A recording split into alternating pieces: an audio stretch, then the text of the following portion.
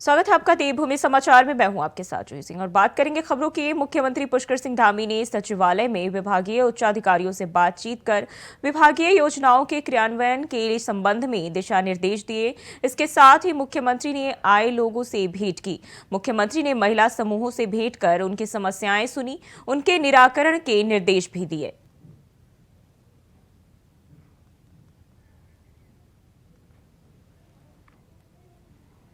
और मुख्यमंत्री पुष्कर सिंह धामी ने प्रदेश में सेवा क्षेत्र नीति लागू करने के लिए आगामी कैबिनेट में प्रस्तुत करने के निर्देश दिए। साथ ही कार्यों में तेजी लाए जाने के लिए नीतिगत मामलों को छोड़कर विभागीय स्तर पर फैसला लेकर कार्यों का तुरंत निस्तारण किए जाने के निर्देश दिए। सचिवालय में उत्तराखंड निवेश और आधिकारिक संरचना विकास बोर्ड की दूसरी बोर्ड बैठक में मुख्यमंत्री ने UIIDB से संचालित होने वाली योजनाओं में तेजी लाए जाने के निर्देश देते हुए कहा कि बोर्ड के कार्य संचालन के लिए स्वीकृति पदों पर जल्द नियुक्त प्रक्रिया शुरू की जाए।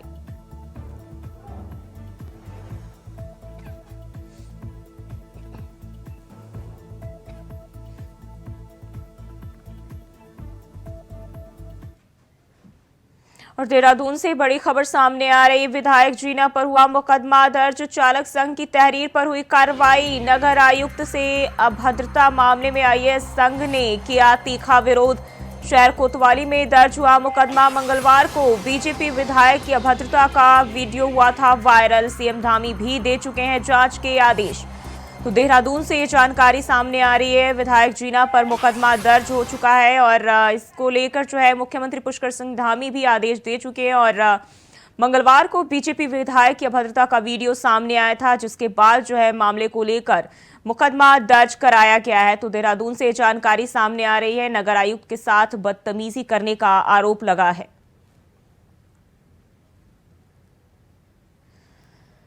तो विधायक जीना पर मुकदमा दर्ज हुआ है। चालक संघ की तहरीर पर कार्रवाई की गई है, जहां नगर आयुक्त से अभद्रता मामले में IAS संघ ने तीखा विरोध किया। और इसी खबर पर ज्यादा जानकारी के साथ तुषार गुप्ता हमारे साथ जुड़ गए हैं। तुषार, विधायक पर जो है अब मुकदमा दर्ज कर दिया गया है, क्या जानकारी है? देखिए, बिल्कुल जिस तरह से भाजपा के विधायक महेश जीना का जिस तरह से वीडियो वायरल हुआ था और उसके बाद जिस तरह से वो कर्मचारियों के साथ अभद्रता कर रहे थे, उसके बाद जो कर्मचारी संघ है वो आक्रोशित है और आज भी ताला लगा हुआ है। कल भी हमने देखा जिस तरह से नगर निगम के कर्मचारी पूरी तरह से कार्य बहिष्कार कर रहे थे और आज भी यही देखने को मिला है। विरोध प्रदर्शन अभी भी यहाँ पर चल रहा है। मांग यही है कि महेश जीना आज यहाँ पर आकर माफ़ी मांगे या उनकी गिरफ्तारी हो और इसी के तहत इनके खिलाफ पांच धाराओं में मुकदमा दर्ज हुआ, जिसमें 504 और 506 धारा भी है। ऐसे में आक्रोशित साफ तौर पर जो संघ है, चालक संघ हो या फिर नगर निगम के कर्मचारी हो, पूर्ण रूप से कार्य बहिष्कार कर रहे हैं। शहर की मैं स्थिति को बताऊं तो शहर में हर जगह कूड़ा ही कूड़ा नज़र आ रहा है। अब हर जगह आप देख सकते हैं कि पूरी तरह से यहाँ पर कार्य बहिष्कार पूर्ण रूप से यहाँ पर चलाया जा रहा है और लोग जो कर्मचारी है वो पूरी तरह से आक्रोशित नज़र आ रहे हैं। हमारे साथ कुछ लोग यहाँ पर मौजूद हैं। किस तरह यहाँ पर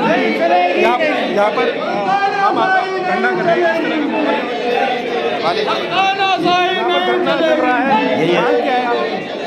वो ये जो हमारे विधायक जी ने जो उस दिन जो है मार पिटाई करी थी, उस हिसाब में हड़ताल पे हम लोग जा रखे हैं समस्त कर्मचारी। देखिए, बिल्कुल जिस तरह से यहाँ पर देखने को मिल रहा है कि जो लोग हैं वो आक्रोशित नजर आ रहे हैं। मुकदमा दर्ज हो चुका है लेकिन फिर भी नारे चलते हुए नजर आ रहे हैं। भारी पुलिस फोर्स भी यहाँ पर लगाई गई है और लगातार यही मांग है कि जो विधायक है यहाँ पर आए और माफ़ी मांगे। और अब इस तरफ का भी नज़ारा मैं दिखाना चाहूँगा आपको कैमरा की तरफ से कि यहाँ पर बोर्ड लेकर भी लोग यहाँ पर है, वो बैठे हुए हैं और इंतज़ार कर रहे हैं कि कब यहाँ पर विधायक आए, माफ़ी मांगे। कुछ लोग यहाँ पर से बात करने की कोशिश करेंगे। नहीं चलेगी। अब तो मुकदमा भी दर्ज हो गया है, मुकदमा भी दर्ज हो गया है विधायक पर, क्या कहना चाहेंगे अभी? जो मुकदमा दर्ज हुआ है वो नाम मात्र के लिए, कायदे से उस व्यक्ति को गिरफ्तार करके सलाखों के पीछे डालना चाहिए। एक ऑन ड्यूटी अधिकारी को आप इतनी बदतमीजी से बात करेंगे, ये सत्ता का कौन सा नशा है? उसके हम विरुद्ध हैं। हमारा अनशन 2 मुद्दों को लेकर है। माननीय मेयर साहब का जो असम्मान हुआ है उस व्यक्ति को तुरंत गिरफ्तार किया जाए। और आज से 2 साल पहले doctor Lalit Mohan royal committee बनी थी ठेकेदारी प्रथा खत्म करने के लिए, नियमितीकरण के लिए। हम 14 दिसंबर से लगातार आंदोलन में हैं। अगर सरकार इसको नहीं मानती है तो आज हमारा आमरण अनशन यहीं से स्टार्ट हो जाएगा, हम यहाँ से उठने वाले नहीं हैं। विधायक जी कह रहे हैं कि माफी नहीं मांगेंगे, तो क्या पूरी तरह से कार्य बहिष्कार ऐसी तरह रहेगा? जब तक पुलिस वाले उनको गिरफ्तार करके नहीं लाएंगे, एक आदमी ने अपराध किया है तो उसे गिरफ्तार करना चाहिए ना। हमारी सफाई व्यवस्था तो सुचारू रूप से चल जाएगी। जब आपने गिरफ्तार ही नहीं करा तो उस कागज का क्या करें जिस पे आपने मुकदमा दर्ज किया है।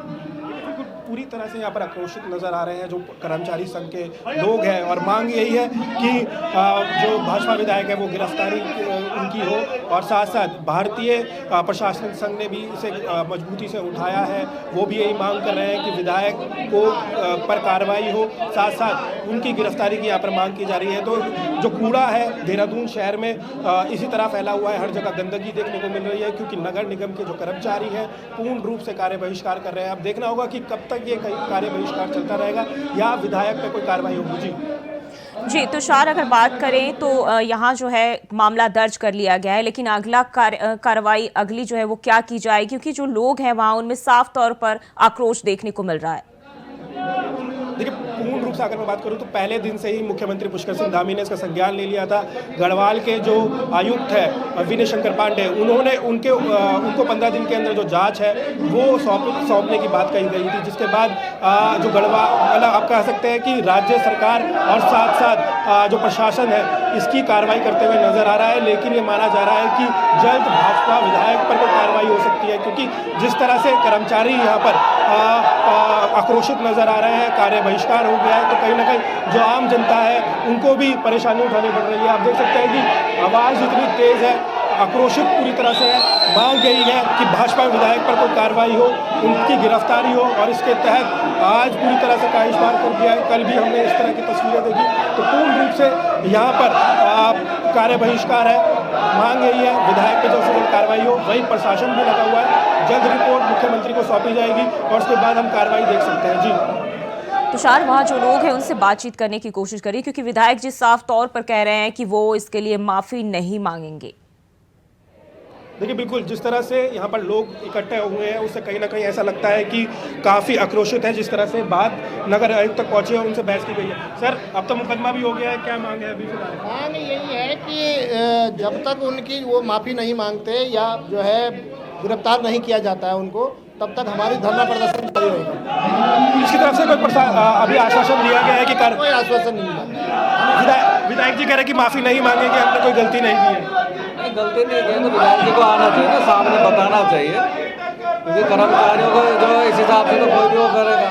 तो हम चाहते हैं कि विधायक जी आए, अपनी बात रखें, कर्मचारियों को माफ़ी मांगनी भी चाहिए। देखिए, बिल्कुल जिस तरह से विधायक को अपनी मर्यादा यहाँ पर रखनी थी, लेकिन फिर भी वो मर्यादा नहीं रख पाए। जो बात छोटी सी बात थी कि अगर पेपर दिख जाता है, जो पेपर मांगे गए थे विधायक द्वारा, वो अगर शांति से हो जाता तो इतना बड़ा कार्य बहिष्कार यहाँ पर देखने को नहीं मिलता। अगर विधायक थोड़ी सी अपनी मर्यादा रखते तो कहीं ना कहीं जो इतना बड़ा आक्रोशन हम देख रहे हैं या फिर धरना यहाँ पर देख रहे हैं वो नहीं होता। जी, और मुख्यमंत्री ने भी इस पर संज्ञान लिया, जिसमें उन्होंने कहा था कि इसकी जांच की जाएगी। तो क्या जांच को लेकर कोई कदम बढ़ाए गए हैं अभी तक? देखिए, बिल्कुल जिस तरह से मुख्यमंत्री पुष्कर सिंह धामी ने पहले दिन ही संज्ञान इसका ले लिया था और उन्होंने 15 दिन के अंदर जो रिपोर्ट है गढ़वाल आयुक्त विनय शंकर पांडे से मांगी थी, उसके बाद लगातार जो विनय शंकर पांडे हैं वो इसकी रिपोर्ट को यहाँ पर बना रहे हैं। शोर इतना है कि शायद ये पास में ही पुलिस मुख्यालय और साथ साथ सचिवालय, यहाँ पर ये शोर वहाँ तक जा रहा होगा, क्योंकि आक्रोशित जो कार्यकर्ता है या फिर अलग अलग संघ के जो नगर निगम से जुड़े हुए हैं या यहाँ के कर्मचारी हैं, पूर्ण रूप से कार्य बहिष्कार किया है। और पूर्ण रूप से यही मांग है कि जो प्रशासनिक अधिकारियों या फिर कर्मचारियों के साथ विधायक द्वारा या फिर कोई भी जनप्रतिनिधि द्वारा बदतमीजी की जाती है तो उसे बिल्कुल भी बर्दाश्त नहीं किया जाएगा। और ये मांग है कि जल्द से जल्द उन्हें हटाया जाए। भाई साहब, आज भी आप यहाँ पर कब तक ये धरना चलता रहेगा? कब तक ये धरना चलता रहेगा? हमारा मांग है कि जब तक कि महेश जीना का गिरफ्तारी नहीं होता है, वो हमारे अधिकारी और कर्मचारी के साथ जो व्यवहार किए, दुर्व्यवहार किए हैं, उनसे आकर के माफ़ी मांगे, तभी हमारा कर्मचारी शांत होगा। बताना चाहूँगा आपको कि ठीक है, विधायक हो, मनोनीत विधायक हो, मेरा कहना है कि भाई आप अपने काम के लिए आते हो, कोई भी आता है, तो अधिकारी से जबरदस्ती थोड़ी करवा लोगे। अधिकारी से प्यार से तो काम कराओगे, या गाली देकर कराओगे, डंडा मार के करवाओगे। उनसे मेरा निवेदन है कि अगर अपने विधायकी को बचाना चाहते हैं, विधायक हैं, तो वो जो है कम से कम इस बात को मान लें कि हमारा कर्मचारी निकाय कर्मचारी अभी तो आज तक जो है खाली नगर निगम देहरादून में देख चल रहा है।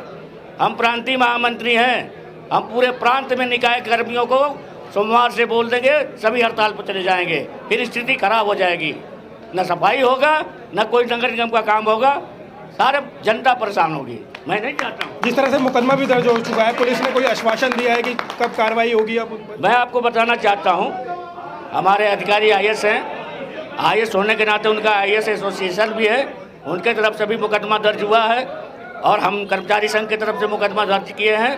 कार्रवाई तो होनी तय है। नहीं कार्रवाई होगी तो इस तरह से चलेगा, शहर जो है कि बिल्कुल ठप हो जाएगा, गंदगी का अंबार लग जाएगा, नगर निगम ठप हो जाएंगे, काम नहीं होगा।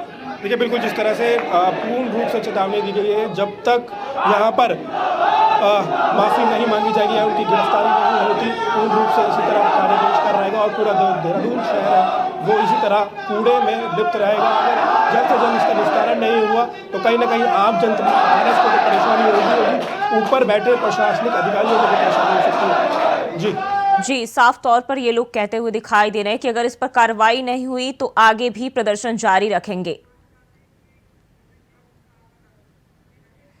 और चलिए आपको एक बार फिर से सुनाते हैं कि विधायक जी ने क्या कुछ कहा था।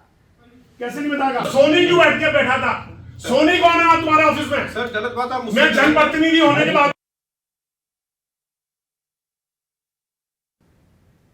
सोनी क्यों बैठ के बैठा था?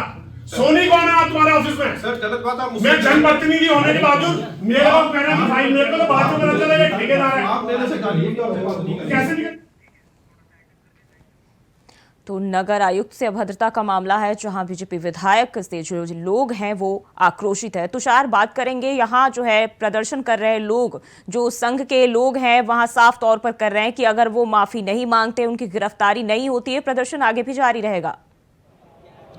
देखिए, बिल्कुल जिस तरह से पहले दिन से हम देख रहे हैं कि जो कर्मचारी संघ थे पूरी तरह से आक्रोशित थे। जिस तरह से IAS गौरव कुमार पर जिस तरह से विधायक की बदतमीजी कहा जा सकता है, बदसलूकी की गई, उसके बाद से कर्म संघ ने ये फैसला लिया था कि पूर्ण रूप से यहाँ पर कार्य बहिष्कार किया जाएगा और वही मंगलवार से देखने को मिल रहा है। ताला अभी भी लगा हुआ है नगर निगम में। जो आम जनता यहाँ पर आ रही है उन्हें तो परेशानी उठानी पड़ रही है। पूरे शहर भर में जो कूड़ा है वो फैला हुआ है। तो कहीं ना कहीं प्रशासन को इसको जल्द से जल्द इसकी कार्रवाई करनी चाहिए, क्योंकि इससे कहीं ना कहीं आम जनता भी बहुत परेशान हो रही है। नगर निगम के अगर उन्हें कोई कार्य है तो यहाँ पर पूरे नहीं हो पा रहे, पूरी तरह से यहाँ पर कार्य बहिष्कार कर दिया है। मुकदमा दर्ज हो चुका है। पुलिस से भी ये जल्दी मांग की जा रही है कि इस पर कोई कार्रवाई की जाए, उन पर जल्द से जल्द कार्रवाई की जाए। वहीं मुख्यमंत्री पुष्कर सिंह धामी ने भी पहले दिन से संज्ञान ले लिया था और इस पर कार्रवाई लगातार चल रही है, उनसे बातचीत की जा रही है। अगर विधायक जल्द से जल्द माफ़ी मांग ले या फिर दोनों के बीच में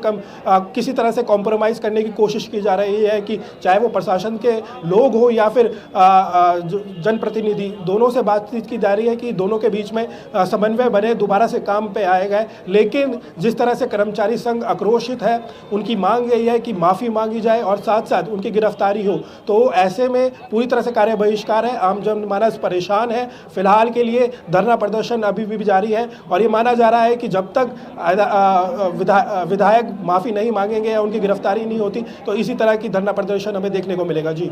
जी तुषार, बहुत बहुत शुक्रिया आपका तमाम जानकारी के लिए। पूर्व कैबिनेट मंत्री हरक सिंह रावत की मुश्किलें बढ़ गई है। सुप्रीम कोर्ट ने पूर्व मंत्री के भ्रष्टाचार को लेकर फैसले किए।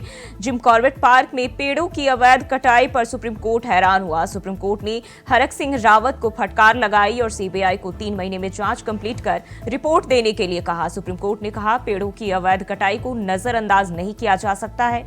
वहीं सुप्रीम कोर्ट ने सुझाव देने के लिए 3 सदस्यीय समिति का गठन किया। बफर जोन में बाघ सफारी की अनुमति दी जानी चाहिए या नहीं, उस पर जनता की राय ली जाएगी।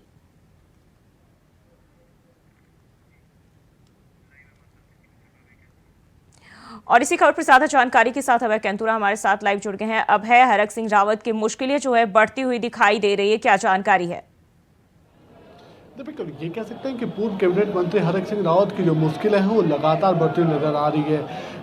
पाखरो रेंज में जिस प्रकार से अवैध निर्माण का काम वहां पर हुआ था और अवैध पेड़ों के जो अवैध कटाई वहां पर की गई थी, उस पर अब सुप्रीम कोर्ट ने भी अपनी तल्ख टिप्पणी देने का काम यहां पर किया है।